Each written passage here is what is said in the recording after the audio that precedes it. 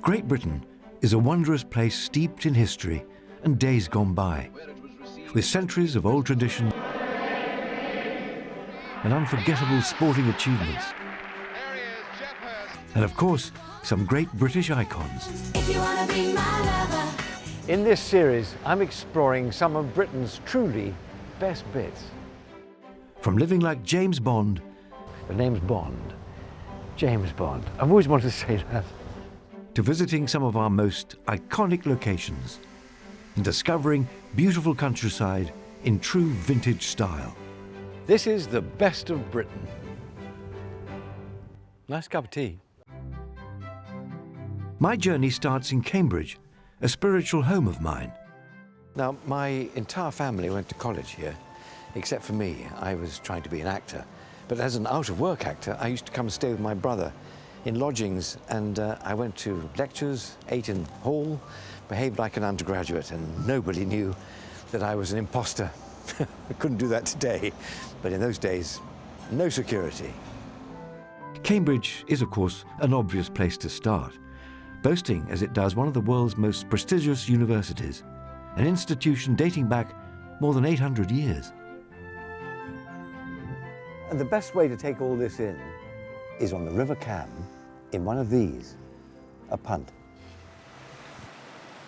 Scudamores was the first company to offer punting trips in Cambridge and is now over 100 years old. The Wren Library is much newer than the college. It dates back to 1695. You can come here and see original folios by William Shakespeare.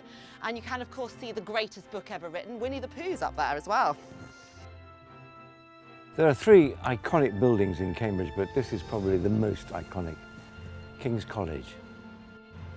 The power of the building, just the pure power of architecture, stunning.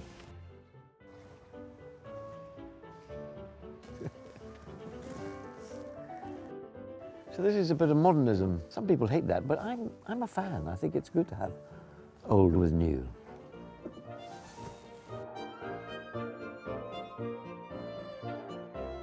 So coming up right ahead is the Bridge of Sighs. The bridge dates back to 1831. Henry Hutchinson built it. You know, I can't think of anything I'd rather do or anywhere I'd rather be than on a punt, on the Cam, on the backs, looking at the colleges. The stunning architecture is one of the many draws of the area. But did you know that Cambridge is also home to Britain's longest established racing car company, Lister? And it's now the only British racing car company to build cars using the same tools and mechanism as it did 60 years ago. British and fantastic. The factory only makes 8 cars a year. Each one is handmade by a team of skilled workers. Don started working here as an apprentice over 20 years ago and knows everything about the most famous car, the Lister Nobly. The Lister Nobly was produced in 1958. As a racing car? Purely as a racing car. They produced 2 works cars that were raced by Archie Scott Brown and the likes of Stirling Moss later on in the racing career. And why is it called a Nobly? It's called a Nobly due to the arches and the shape of the body. It's very curvaceous. It's a bit knobbly. It is a bit knobbly.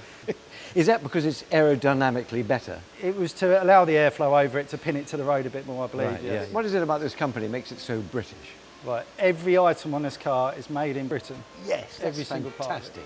And if I was to buy one, which I would love to have one, any chance of a bit of a deal, how much would it set me back?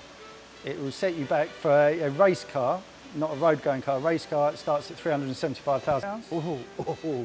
If you want to spend a little bit more, you can go for a Stirling Moss Special Edition, Right. which sell at £1 million a car.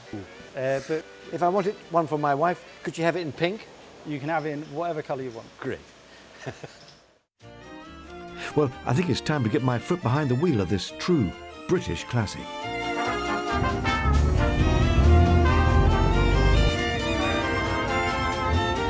This is what you call motoring, the capital M. Here we go. Woo.